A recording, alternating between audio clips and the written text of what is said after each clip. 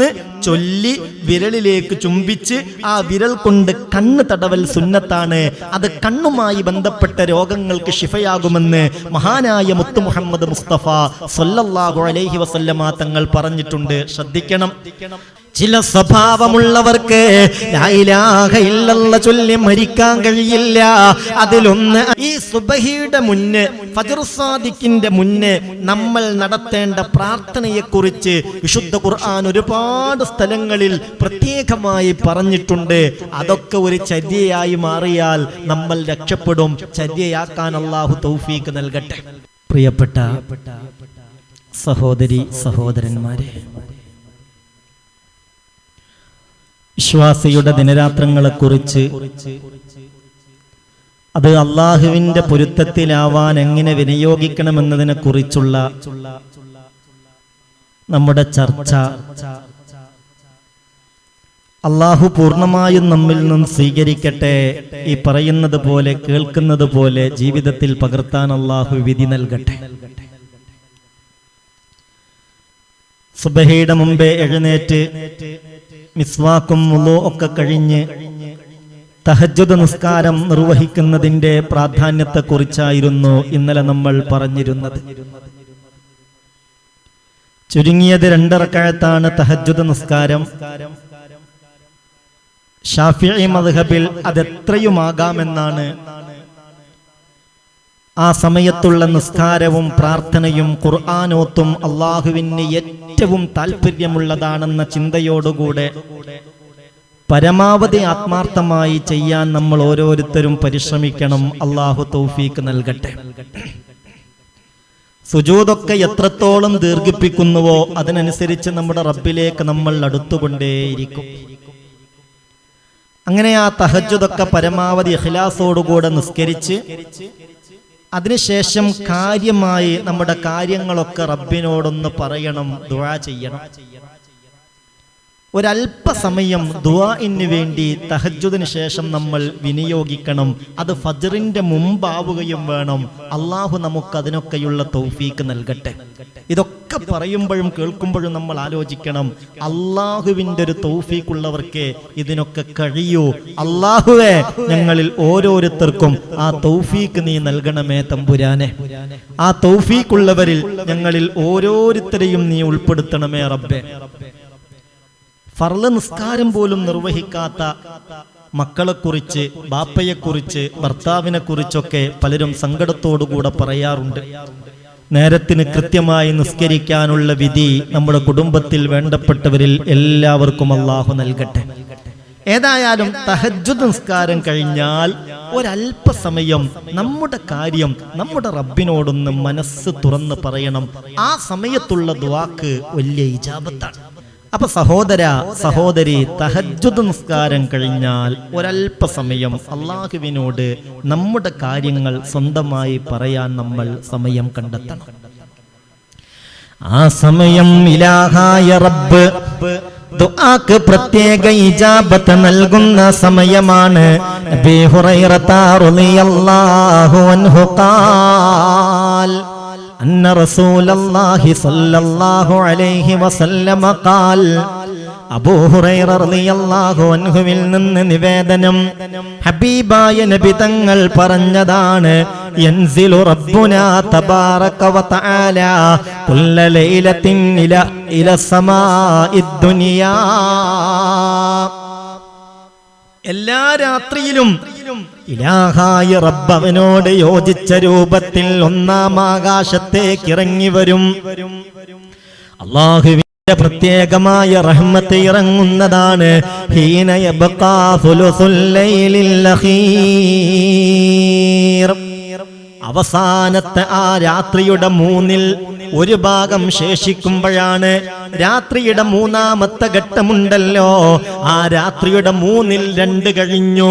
3-ാമത്തെ അവസാനത്തെ ഘട്ടമുണ്ടല്ലോ, ആ ഘട്ടത്തിലാണ് അല്ലാഹു 1-ാം ആകാശത്തേക്ക് ഇറങ്ങി വരുന്നത്. ഫയഖൂലു, വിളിച്ച് ചോദിക്കുന്നതാണ്, മയ്യദഊനി ഫഅസ്തജീബു ലഹ്, ആരാണ് ഈ സമയത്തിനോട് ദുആ ചെയ്യുന്നത്, അവന് ഞാൻ ഇജാബത്ത് നൽകുന്നതാണ്. മയ്യസ്അലുനി ഫൗഅതി. ആര് എന്നോട് ദുആ ചെയ്യുന്നുവോ അവർക്ക് ഞാൻ കൊടുക്കുക തന്നെ ചെയ്യും. മയ്യസ്തഗ്ഫിറുനി ഫഅഗ്ഫിറ ലഹു. ആര് എന്നോട് പൊറുക്കലിനെ തേടുന്നുവോ അവർക്ക് ഞാൻ പൊറുത്തു കൊടുക്കുക തന്നെ ചെയ്യുന്നതാണ്. ഹത്താ യൻഫജിറൽ ഫജ്റു. ഇങ്ങനെ പ്രഭാതം പൊട്ടിവിടരുന്നത് വരെ, ഫജ്റു സാദിഖ് വെളിവാകുന്നത് വരെ ഇലാഹായ റബ്ബിന്റെ ചോദ്യമുണ്ടാകുമെന്ന് ഹബീബായ മുത്തുളി മുഹമ്മദ് മുസ്തഫ സല്ലല്ലാഹു അലൈഹി വസല്ലം. അല്ലാഹു നമുക്ക് സൗഭാഗ്യം നൽകട്ടെ. ആ സമയത്ത് അല്ലാഹുവോട് ആവശ്യമുള്ളതൊക്കെയും തേടണം. ഇലാഹായ റബ്ബിനോട് ദുആ ചെയ്യണം മുഅ്മിനേ. എന്തേ കാര്യമെന്നറിയോ? വബിൽ അസ്ഹാരി ഹും യസ്തഗ്ഫിറൂൻ. ഈ സമയത്ത് നമ്മൾ നടത്തുന്ന ദുആയിനെ കുറിച്ച് അല്ലാഹുവിന്റെ വിശുദ്ധ ഖുർആൻ പല സ്ഥലങ്ങളിലും ഓർമ്മപ്പെടുത്തിയിട്ടുണ്ട്. ഈ സുബഹിയുടെ മുന്നേ, ഫജ്ർ സാദിഖിന്റെ മുന്നേ നമ്മൾ നടത്തേണ്ട പ്രാർത്ഥനയെ കുറിച്ച് വിശുദ്ധ ഖുർആൻ ഒരുപാട് സ്ഥലങ്ങളിൽ പ്രത്യേകമായി പറഞ്ഞിട്ടുണ്ട്. അതൊക്കെ ഒരു ചര്യയായി മാറിയാൽ നമ്മൾ രക്ഷപ്പെടും. ചര്യയാക്കാൻ അല്ലാഹു തൗഫീഖ് നൽകട്ടെ, അല്ലാഹു വിധി നൽകട്ടെ. സ്വന്തം കാര്യത്തിന് വേണ്ടി മാത്രമല്ല, കുടുംബത്തിന് വേണ്ടി ദുആ ചെയ്യണം, അയൽവാസികൾക്ക് വേണ്ടി ദുആ ചെയ്യണം. നാട്ടിൽ പ്രയാസപ്പെടുന്നവർ പലരുമുണ്ട്, അവർക്ക് വേണ്ടി ദുആ ചെയ്യണം. നാട്ടിൽ സമാധാനവും സന്തോഷവും ഐക്യവും സൗഹൃദവും ഉണ്ടാകാൻ ദുആ ചെയ്യണം.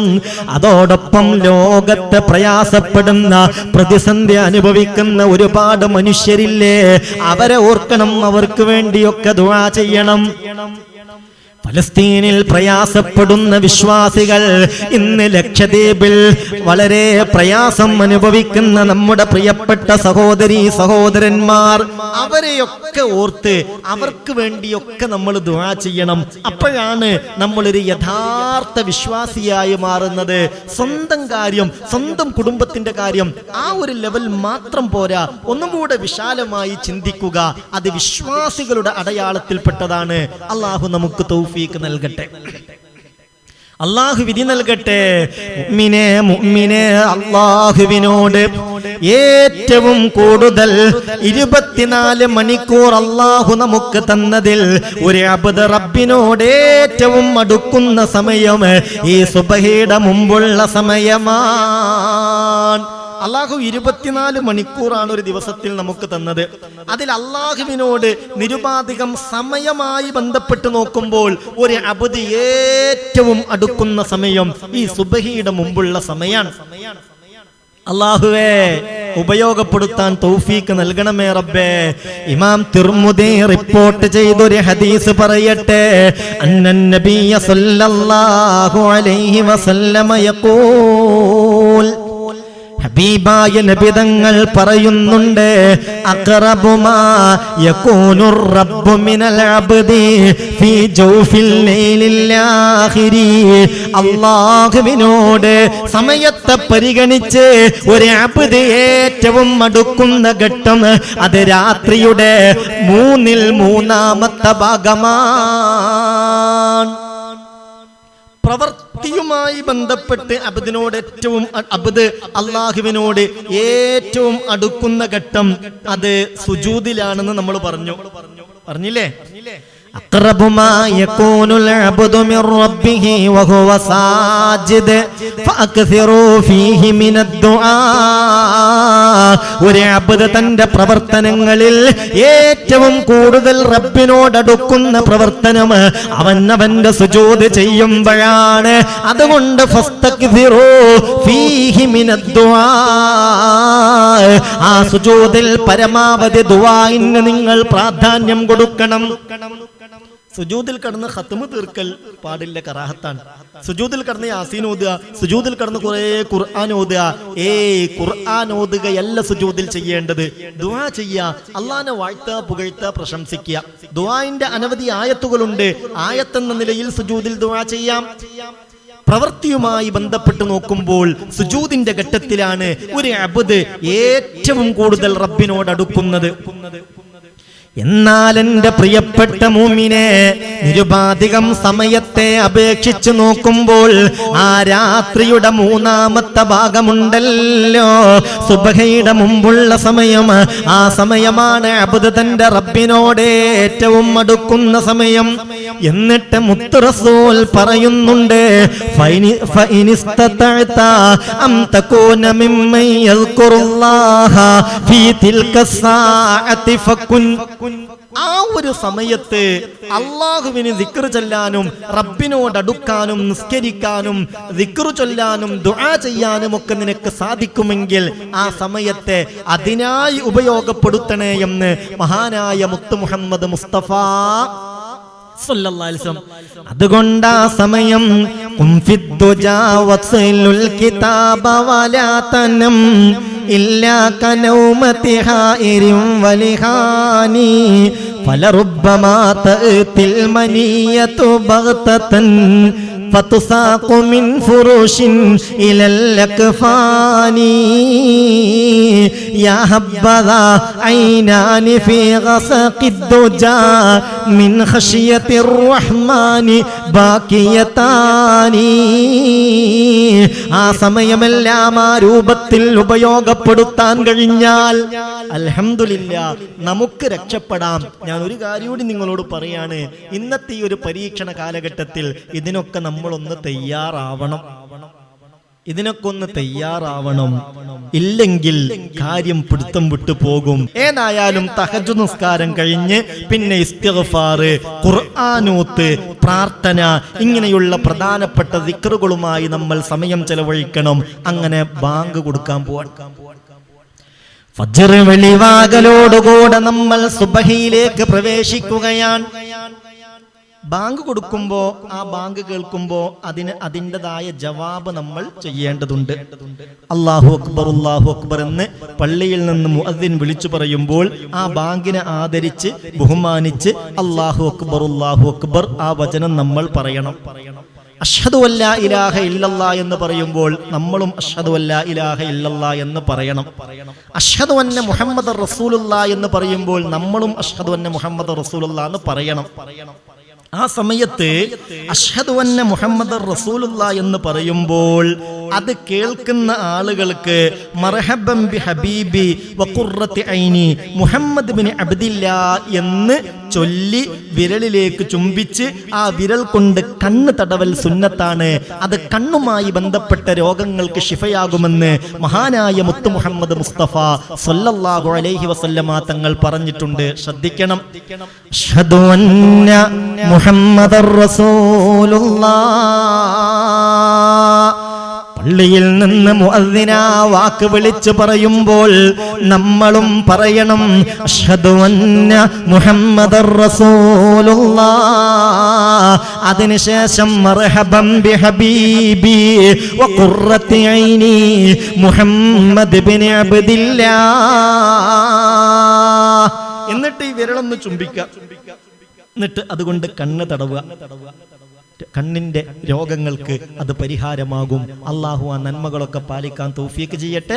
പിന്നെ ഹയ്യ അലൽ സ്വലാഹ് ഹയ്യ അലൽ ഫലാഹ്, ഈ വചനം പള്ളിയിൽ നിന്ന് ഇമാം മുഅദ്ദിൻ പറയുമ്പോൾ ലാ ഹൗല വലാ ഖുവത ഇല്ലാ ബില്ലാഹിൽ അലിയിൽ അലീം, അത് നമ്മൾ പറയണം. അല്ലാഹു അക്ബർ അല്ലാഹു അക്ബർ ലാ ഇലാഹ ഇല്ലല്ലാഹ് ലാ ഇലാഹ ഇല്ലല്ലാഹ് കഴിഞ്ഞാൽ ബാങ്കിന്റെ ശേഷമുള്ള പ്രധാനപ്പെട്ട പ്രാർത്ഥന അല്ലാഹുമ്മ റബ്ബ ഹാദിഹി ദഅവത്തി തമ്മ വസ്സലാത്തിൽ ഖായിമ എന്ന് തുടങ്ങുന്ന ആ പ്രാർത്ഥന നമ്മൾ നടത്തണം.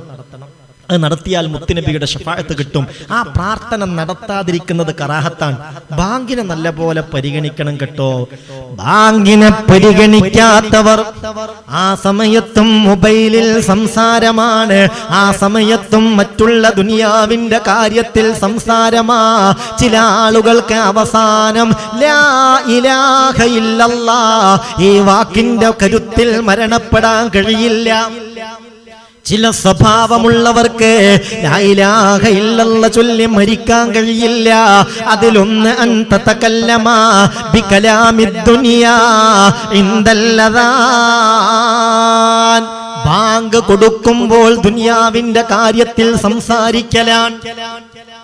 മൻ തകല്ലമ ബികലാമിദ് ദുനിയാ ഇൻദൽ അദാൻ യതലജലജു ലിസാനുഹു ഇൻദൽ മൗത്ത്. ഹബീബായ നബി തങ്ങൾ പറഞ്ഞതോർക്കണേ, ബാങ്കിന്റെ സമയത്ത് ആ ബാങ്കിനെ പരിഗണിക്കാതെ ഒരാൾ സംസാരിച്ചു കഴിഞ്ഞാൽ മരണസമയത്ത് അയാളുടെ നാവ് പിടച്ചു പോകുമല്ലോ.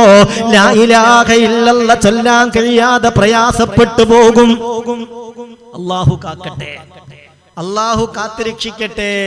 ഈ ഒരു കാര്യം ഗൗരവമായി കണക്കിലെടുക്കണം. വീട്ടിലുള്ളവരോട്, മക്കളോട് ഒക്കെ നമ്മൾ പറയണം, ബാങ്ക് കേൾക്കുന്നുണ്ട്, മിണ്ടരുത്. പക്ഷെ ഒരു നിബന്ധനയുണ്ട്, ബാങ്ക് ശരിക്ക് കേൾക്കണം.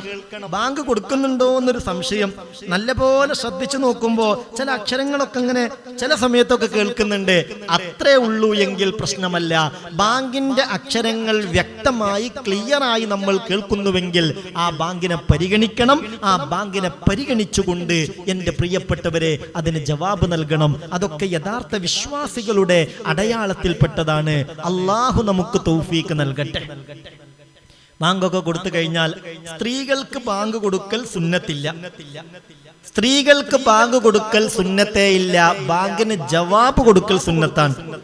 പുരുഷനാണെങ്കിൽ നിസ്കരിക്കുന്നതിന് മുമ്പ് ബാങ്കും സുന്നത്തുണ്ട്, അത് കഴിഞ്ഞ് ഇഖാമത്തും സുന്നത്തുണ്ട്. സ്ത്രീകൾക്ക് ഇഖാമത്ത് മാത്രമേ സുന്നത്തുള്ളൂ, അതും പതുക്കെ കൊടുത്താൽ മതി. എന്നാൽ ഒരു പുരുഷനെ സംബന്ധിച്ചിടത്തോളം അയാൾക്ക് ശബ്ദത്തിൽ കൊടുക്കാവുന്നതാണ്.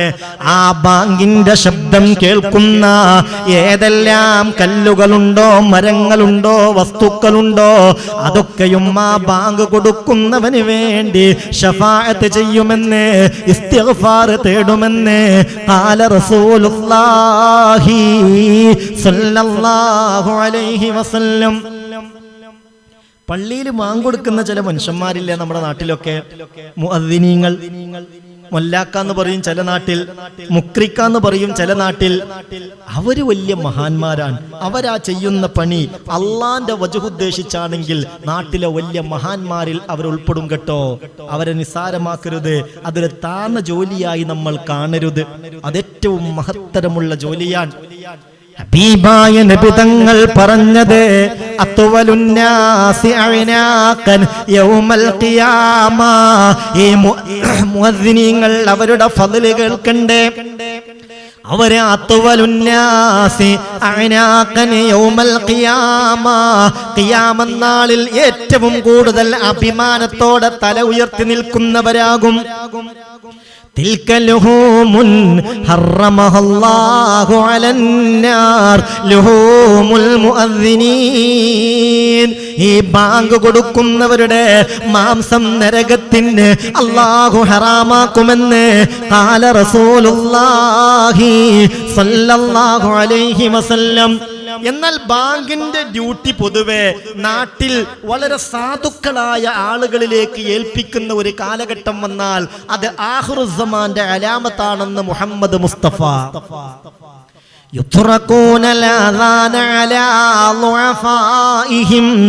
ഖിയാമത്ത് അടയാളങ്ങൾ വിശദീകരിക്കവേ ഹബീബായ നബി തങ്ങൾ പറയുന്നുണ്ട്, അന്ന് നാട്ടിൽ ഏറ്റവും ദുർബലരിലേക്ക് ബാങ്ക് ഏൽപ്പിക്കപ്പെടും. ബാങ്കിന്റെ ഡ്യൂട്ടി അത് നാട്ടിൽ സാധുക്കളായ ആളുകൾ, വലിയ വലിയ മൊയ്യാമാര്, വലിയ വലിയ ആളുകൾ, ആജ്യന്മാര്, അവരൊന്നും ബാങ്ക് കൊടുക്കൂല.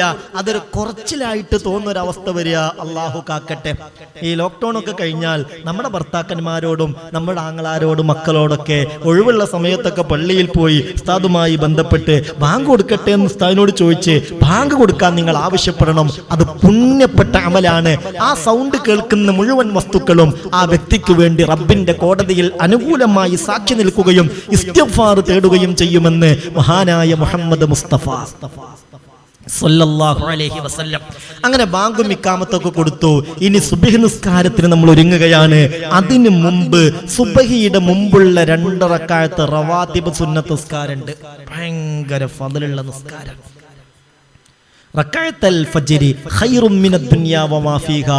ആ സുബ്ഹിന്റെ മുമ്പുള്ള 2 റക്അത്ത് ദുനിയാവിനേക്കാൾ അതിലുള്ള മൊത്തം വസ്തുക്കളെക്കാൾ ഖൈറാണെന്ന് മുഹമ്മദ് മുസ്തഫ സല്ലല്ലാഹു അലൈഹി വസല്ലം.